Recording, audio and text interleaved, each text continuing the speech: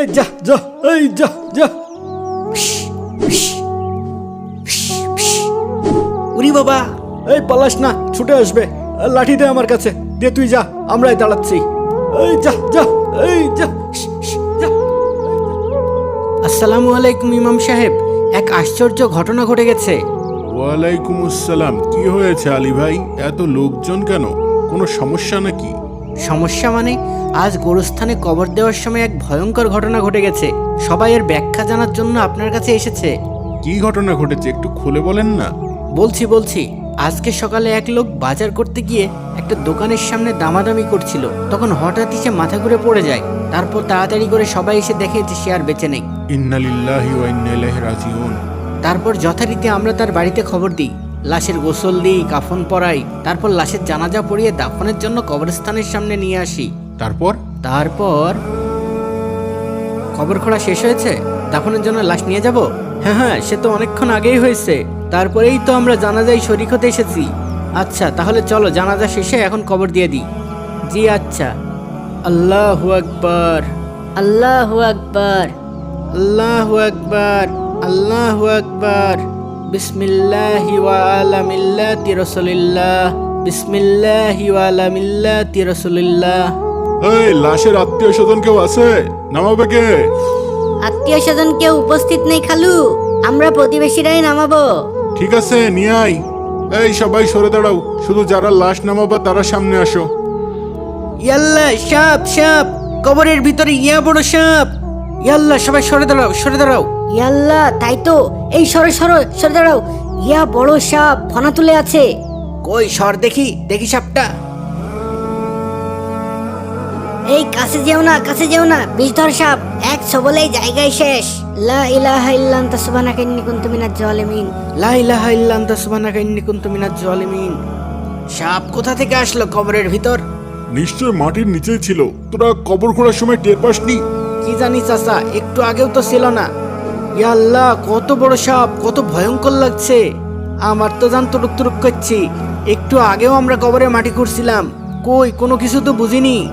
এই সরে দাঁড়াও, একবার কামড় দিলে হাসপাতালে যাওয়ার সময় পাবা না, সোজা উপরে চলে যাবা। এই সরে দাঁড়াও, আমি সাপটাকে দাঁড়িয়ে দিচ্ছি। সবাই দূরে যান। আমরা কয়েকজন সাপকে তাড়িয়ে দিই, তারপর লাশ দাফন করব। এখন দূরে যান। এই যা যা এই যা যা।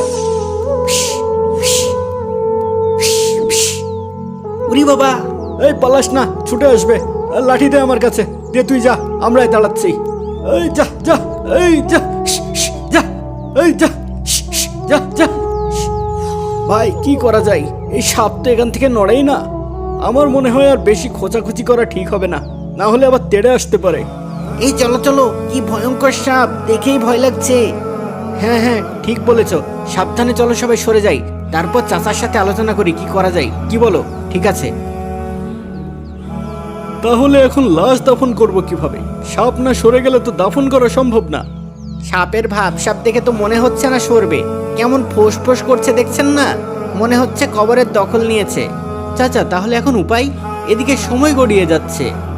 আমার মনে হয় একটু দূরে আরেকটা কবর খোঁড়া ঠিক হবে। কি বলো? আর তো কোনো উপায় দেখছি না চাচা, লাশ তো দাফন করতে হবে, তাই না? আবার কবর খুঁড়বো? তাহলে যাও, সাপটা তাড়িয়ে দাও। না যাচ্ছি। ইয়া ইয়া ইয়া ইয়া। উস্তাদ সাবধানে, কবরের ভিতরে সাপ থাকে শুধু শুনেছি, আজ প্রথম দেখলাম। হ্যাঁ উস্তাদ, আজ তো বিশাল ব্যাপার হয়ে গেল। কবর খোঁড়া হয়ে গেছে চাচা, লাশ নিয়ে আসেন। হ্যাঁ নিয়ে আসছেন। এই চলো। আসেন, মুর্দা নিয়ে আসেন। এই যে চলে এসেছি। ইয়াল্লা, সাপ, ইয়া বড় সাপ। এই সর। আশ্চর্য, এখানে আবার সাপ কিভাবে এলো? কই দেখি। ইয়াল্লা, এ তো অবিকল হয়ে আগের সাপটার মতোই, একই সাইজ, একই রং, একই রকম দেখতে। লা হাওলা ওয়ালা কুওয়াতা ইল্লা বিল্লাহিল আলিয়ুল আযীম, লা হাওলা ওয়ালা কুওয়াতা ইল্লা বিল্লাহিল আলিয়ুল আযীম। ইয়াল্লা, আমার তো এখন ভয় লাগছে। একটু আগেও তো আমরা কবরের ভিতরেই ছিলাম, তাহলে কি আমাদের পায়ের নিচেই ছিল? উরি বাবা, লা হাওলা ওয়ালা কুওয়াতা ইল্লা বিল্লাহিল আলিয়ুল আযীম, লা হাওলা ওয়ালা কুওয়াতা ইল্লা বিল্লাহিল আলিয়ুল আযীম। ওই দেখি দেখি, এই একটা লাঠি দাও, দেখি এটাকে তাড়ানো যায় কিনা। কিভাবে তাড়াবেন? দেখছেন না কেমন ফোঁস করছে, কাছে গেলেই ছবল দেবে। হ্যাঁ, ভাব দেখে তো তাই মনে হচ্ছে, একদম যেন তৈরি হয়েই বসে আছে। সবাই সাবধান, সবাই দূরে যাও, দূরে যাও, কেউ কাছে এসো না। এই কেউ কাছে এসো না। চাচা, সবাই তো অনেক ভয় পেয়ে গেছে, এখন এই লাশ কবর দিব কিভাবে? অনেক চিন্তার বিষয় হয়ে গেল যে, এদিকে বেলা গড়িয়ে যাচ্ছে। ভাই, আমার মনে হয় দুইটা কবরই কাছাকাছি হওয়ায় মাটির নিচ দিয়ে সাপটা চলে এসেছে। আরে না না, ওইটাতে ওই সাপটা বসেই আছে, এটা আলাদা। তাহলে হয়তো এই সাপগুলো মাটির নিচেই থাকে, আমরা খুঁড়তেই বের হয়ে গেছে। তাই বলে দুটো কবরেই সাপ বের হবে, তাও আবার একই সাপ? তাহলে কি বলতে চান? কিছুই তো বুঝতে পারছি না। আচ্ছা, আমরা একটা কাজ করি, আরেকটা কবর করি, কি বলেন? এবার একটু অন্যদিকে খুঁড়ুক। আবার কবর খুঁড়তে হবে? তাহলে লাশ কবর দেবো কিভাবে বল? আচ্ছা ঠিক আছে। এবার কবরের উল্টা পাশে একটু পরিষ্কার জায়গা দেখে খুঁড়িস, ঠিক আছে? ঠিক আছে।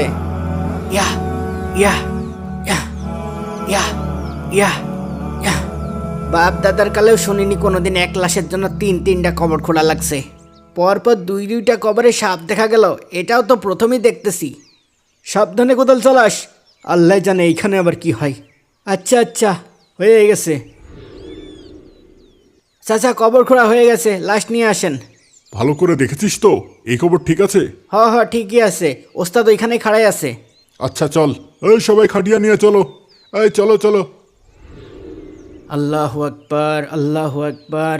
আল্লাহু আকবার। এই তাড়াতাড়ি আসেন, না এলে আবার সাপ চলে আসবে। কি?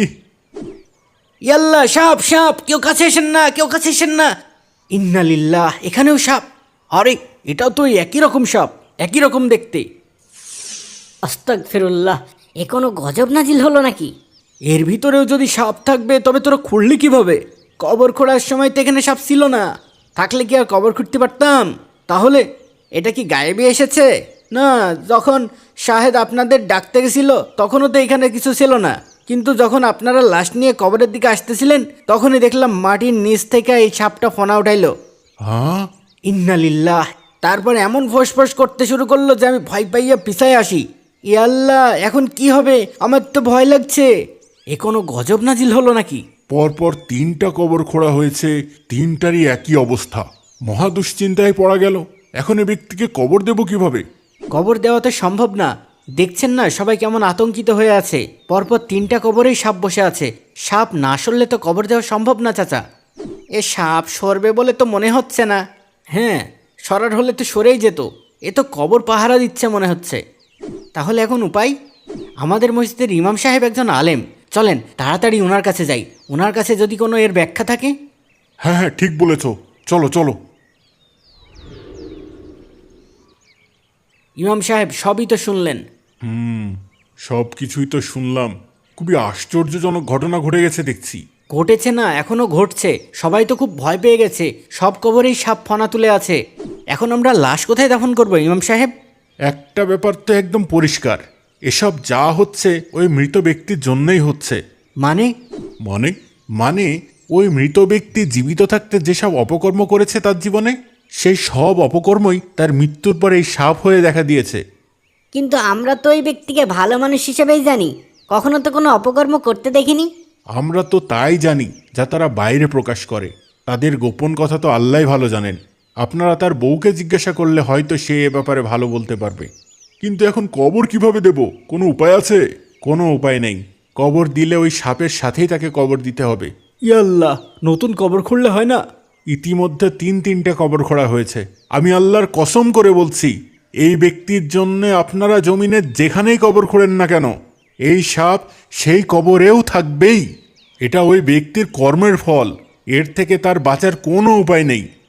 ইয়া আল্লাহ, সবাই তো ওই কবরের সামনে যেতেই ভয় পাচ্ছে। আমার বিশ্বাস ওই সাপ আপনাদের কোনো ক্ষতি করবে না। আপনারা সাবধানে ওই সাপের উপরেই লাশ দাফন করে দেন। ঠিক আছে, তাহলে আর কি করার, যেহেতু আর কোনো উপায় নেই। এই চলো সবাই, ওই 3 কবরের যে কোনো একটাতে লাশটা দাফন করে দিই। চলেন চলেন। এই চলো চলো চলো।